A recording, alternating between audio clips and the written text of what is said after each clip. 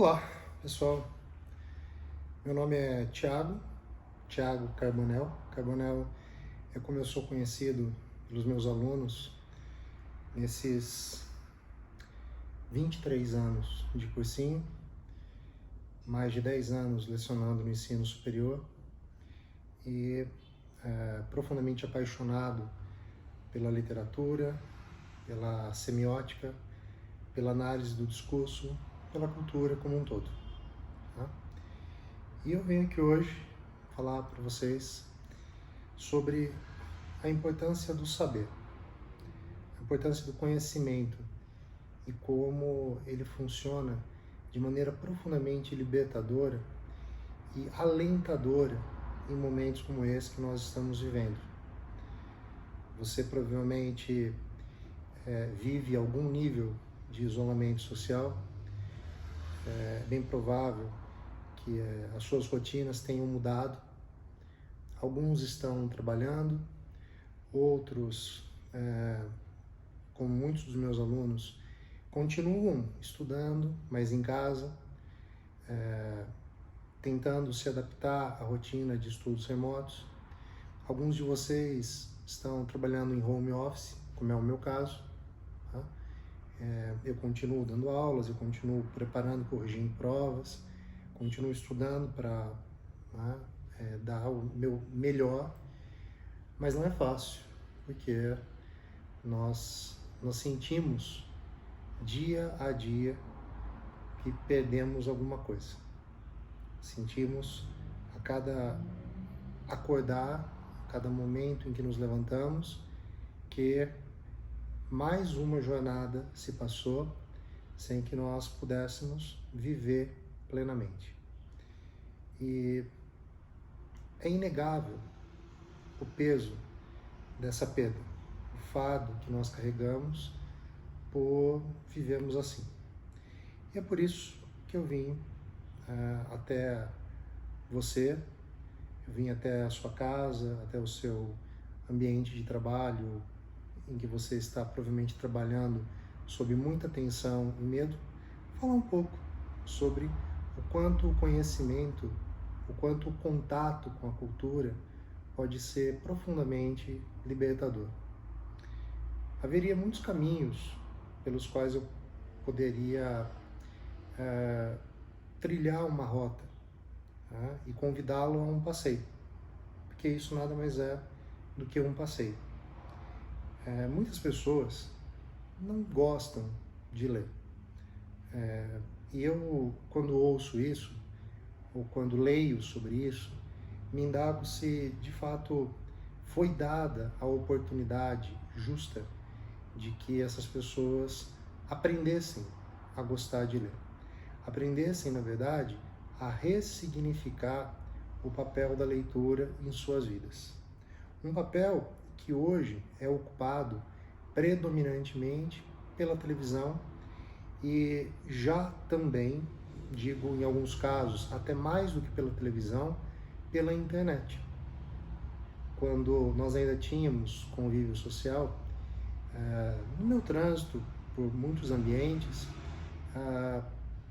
eu vinha notando, como acho que vou continuar notando, tão logo voltemos, que pessoas mais jovens, pessoas nem tão jovens assim, pessoas da minha idade, já não têm o hábito de, nos momentos de relax, ter um livro à mão, ter um texto, um contato com alguma coisa que seja mais instigante da imaginação do que ver um vídeo no YouTube, acompanhar o episódio de uma série preferida, ou mesmo ver um filme. Tá? E a proposta que eu tenho é que a gente aprenda a olhar para essa realidade de uma outra maneira. Aprenda a entender que talvez não nos tenha sido dada a devida oportunidade de aprender a ler. Por isso o convite ao passeio, para que nós falemos sobre livros. Como vocês podem ver, há muitos livros por aqui, mas eu creio que seja importante começar por alguma coisa simples, alguma coisa acessível e que, ao mesmo tempo, tem um grande poder de transformação. Então eu vou falar sobre A Hora da Estrela, de Clarice Lispector. Tudo bem? Hoje nós temos várias edições, inclusive em e-book. Mas uma edição que eu gostaria de mostrar a vocês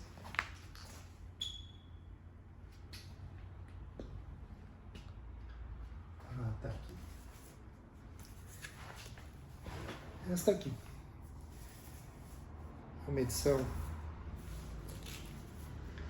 com anotações da própria autora, da editora Rocco, repleta de ensaios, comentários críticos, e eu tive uma grata surpresa ao pegar esse livro, né? Depois eu sempre o coloco de volta à estante, porque em 1997, quando eu fui dar minha primeira aula, num semi-extensivo, então eu era bem novo, tinha pouca experiência de sala de aula, eu fiz a minha colinha e coloquei na minha outra edição de A Hora da Estrela. E logicamente, quando eu adquiri essa edição, eu doei a outra para alguém que eu achava, então, que poderia ter vida transformada pelo livro, e transferi isso que eu considero a alma da leitura, né? O livro toca o leitor, mas o leitor também toca o livro. Nós transitamos pelos livros que lemos e podemos imprimir neles sem usar nada, nem um lápis, nem uma caneta, nada. Nós imprimimos nos livros que lemos, né, um pouco de alma. Penso que é muito triste, né, um livro ser colocado numa estante sem ter sido lido. Às vezes é uma contingência da vida. Tá? Ao longo desses anos todos, em que eu tenho nutrido uma grande paixão pela literatura e pela leitura, e arrisco dizer até um pouco pela bibliofilia, houve livros que eram imperdíveis e foram comprados, mas na rotina das aulas, na rotina do meu cotidiano em maluco, foram ficando para as próximas férias e daquelas férias para outras. E mesmo que eu goste muito de ler, às vezes eu não dou conta de tudo isso. Quando eu arrumei essas estantes recentemente, encontrei alguns que eu separei e estão lá, para receber um pouco de alma. Esse livro foi escrito em 1977 e é a última obra escrita por Clarice Lispector. Foi redigida de uma forma muito dolorosa. A Clarice Lispector, depois de um casamento infeliz com um diplomata brasileiro, retornou ao Brasil. Ela viveu na Itália, na Suíça, na Inglaterra, nos Estados Unidos.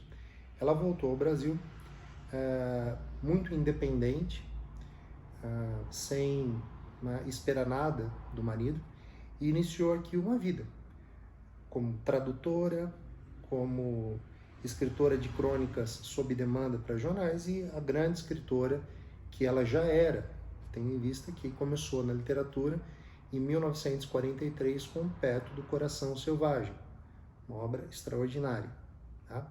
Que já se vê a força pulsante de uma escrita feminina e contundente. Feminina, não feminista. A literatura feminista é extremamente importante, mas há nela um engajamento que Clarice teve em vida, fora do livro, mas não propriamente nos livros. Depois, vivendo muitos anos no Brasil, uma vida muito interessante, foi inclusive convidada a participar de um congresso internacional de bruxaria em Bogotá, para o qual ela não sabia por que razão foi convidada e nem sabia o que apresentaria.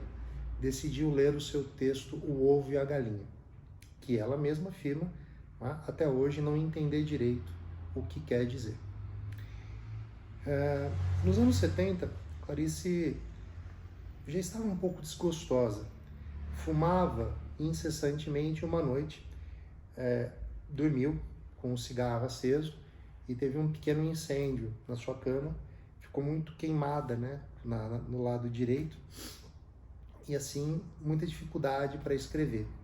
Mas mesmo assim, né, vocês podem ver pela letra dos manuscritos, ela rabiscava e incumbia sua secretária, amiga, né? Na verdade era mais amiga que secretária. Clarice teve uma vida muito humilde após a separação. Era uma grande amiga, a Olga Borelli, e a amiga organizava e datilografava para ela, de modo que ela pudesse enviar à editora. Esse é um livro cheio de peculiaridades, cheio de minúcias, e meu objetivo não é aqui fazer uma análise como eu faço para alunos de pré-vestibular. Tá? Aliás, se você é um vestibulando que tem por objetivo estudar Clarice Lispector, a nossa conversa vai ser útil, talvez para que você se apaixone por ela, mas não para que você obtenha as respostas que vão ser pontualmente cobradas na prova. O interessante desse livro é que ele tem duas camadas de narração. Tá?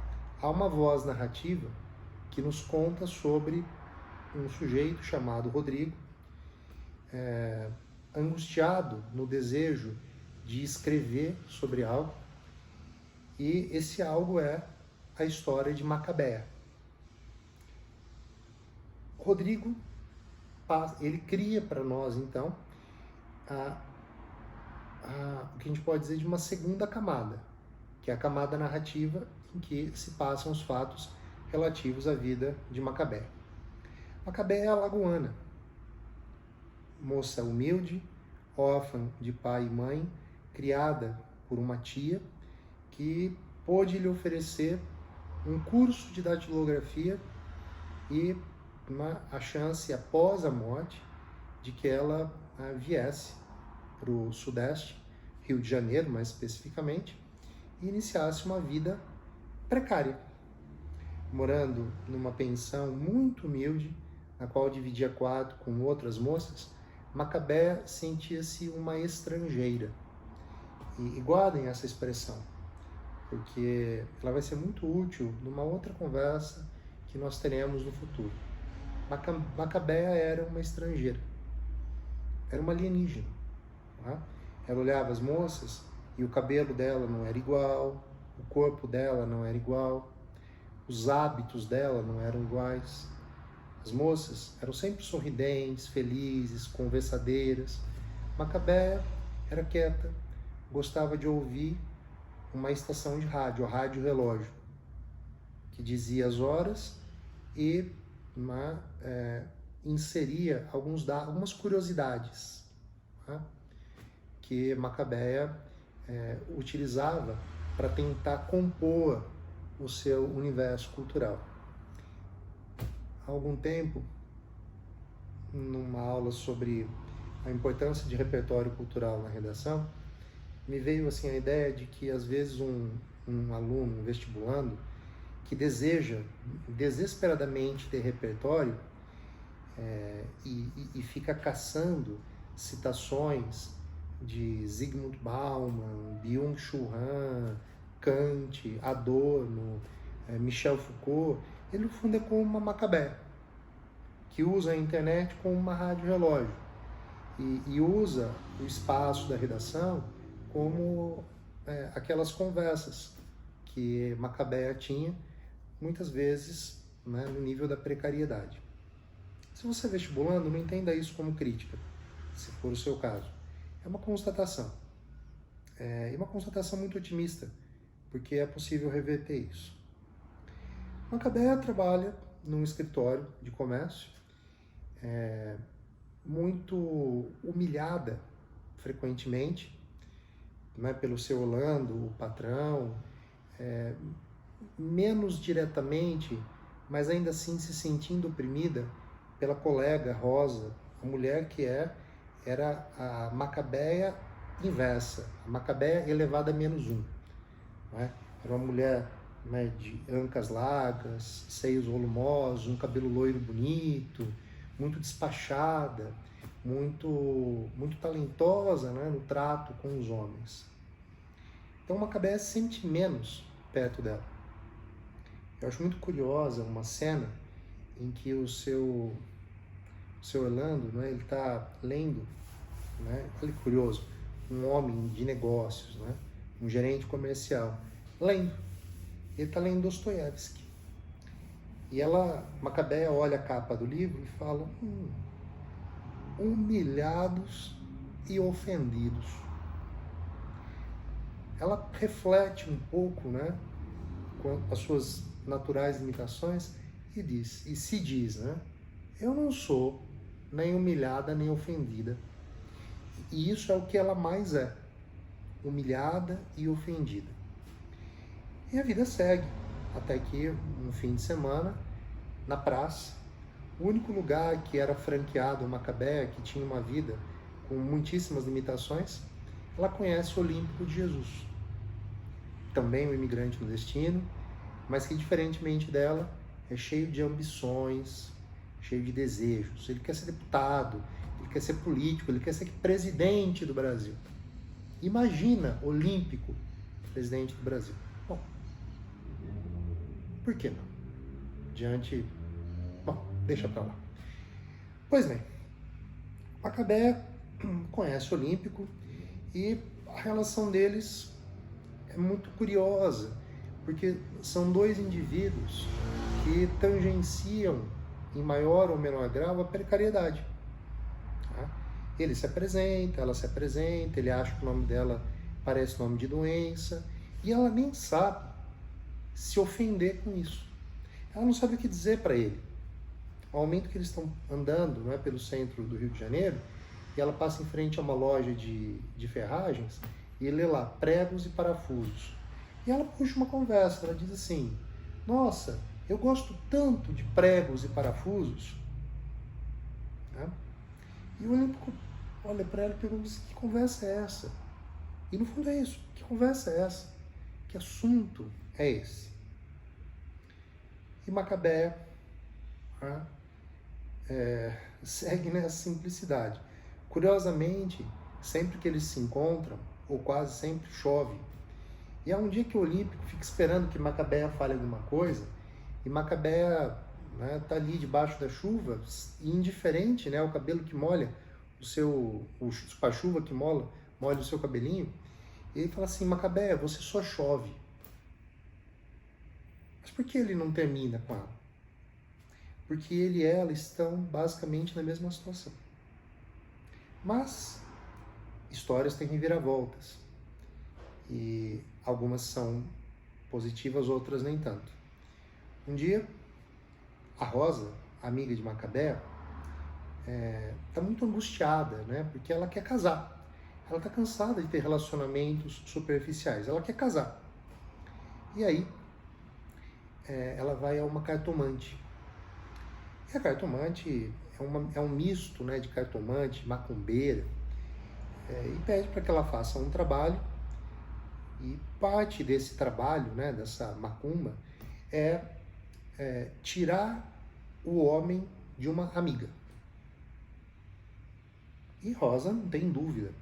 O sujeito mais fácil de roubar e a pessoa mais fácil de ser roubada é Macabeia.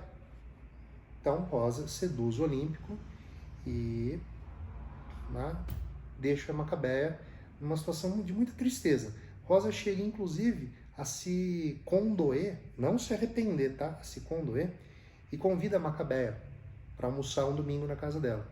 E Macabeia vai, come bolo, mas depois passa mal. A ideia do vômito, da ânsia, vômito, ânsia, na literatura de Clarice Lispector está muito associada ao sentimento nauseante, à náusea de existir. Mas eu não vou adentrar muito nessas discussões porque eu quero, no fundo, que você goste do livro. Pois bem, Macabeia está ali triste, macambúzia, né, muito cabisbaixa, E Rosa, então, tem a ideia de levar Macabeia a cartomante. Olha, a cartomante, na verdade, deu essa ideia, né? Porque Rosa não é uma pessoa má. Quando a cartomante fala em tirar o homem de uma amiga, a Rosa diz, mas e a minha amiga, como fica? Né? A cartomante, muito esperta, diz, ó, aí você traz a sua amiga aqui e eu arrumo a vida dela também. Então Rosa leva Macabeia. E Macabeia é um momento muito bonito, né? A fala da cartomante, que, aliás, depois foi magistralmente ressignificada pela Fernanda Montenegro, que faz dessa parte do filme uma cena melhor que a cena do livro. O livro todo é extraordinário, mas essa cena, com a leitura que a Fernanda Montenegro deu, é de uma beleza ímpar. Então, a Fernanda Montenegro, ou melhor, né, a cartomante, é muito delicada com a Macabeia. Parece realmente que ela tem uma sensibilidade que, no fundo, é a observação. É a ideia da cartomante que já li em Machado de Assis. Eu posso ser cartomante, você também pode ser. Basta saber ler as pessoas, prestar atenção nas minúcias, nos detalhes. E assim, cartomante diz a Macabeia algumas coisas óbvias sobre sua vida, né? Vê o sofrimento, a tristeza, mas diz assim, olha, eu vejo que a sua hora há de chegar. Eu vejo um estrangeiro, um gringo, né? De olhos claros, e que vem num carrão bonito, e que vai ser seu noivo, vai casar com você. E Macabeia sai dali iluminada, né? Feliz de uma felicidade que ela não fora capaz de sentir até esse momento. E ela compra um vestido bonito, né? Ela vai andando, dançando, leve, né? Como se ela tivesse realmente já se descolando do mundo. E distraída, né? Atravessa a rua sem ver e é atropelada por uma estrela, por uma Mercedes, que tem aquele símbolo, né, de uma estrela. Do carro sai um estrangeiro, um homem muito bonito, mas que, percebendo a morte, né, a iminência da morte de Macabeia, a abandona. O livro é extraordinário. Há questões aqui sobre existir, o que é existir, as possibilidades do existir, que fazem o leitor, em muitos momentos, parar e pensar e se perguntar, né? Mas essa vida vale a pena? Que vida vale a pena? Eu quis começar pela Hora da Estrela, porque sinto, de fato, que há uma atmosfera de precariedade que nos ronda. Logicamente, cada um encara essa precariedade como comparação em relação à vida que levava antes da peste que hoje nos assola. Para alguns, essa precariedade é não ter condição financeira de manter as suas contas pagas ou mesmo de poder alimentar seus filhos.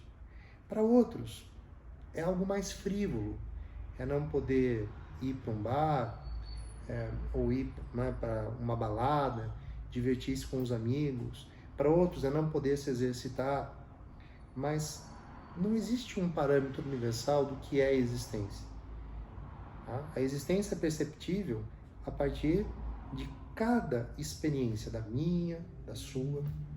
Portanto, dê-se a oportunidade de ler A Hora da Estrela. E em breve nos encontramos aqui de novo para mais um pouco de conversa sobre livros, sobre cultura, sobre viagens e sobre misturas de tudo isso, ok? Foi um prazer falar com vocês, falar a vocês hoje, tá? E se vocês gostarem, tá? Voltem mais vezes. Grande abraço.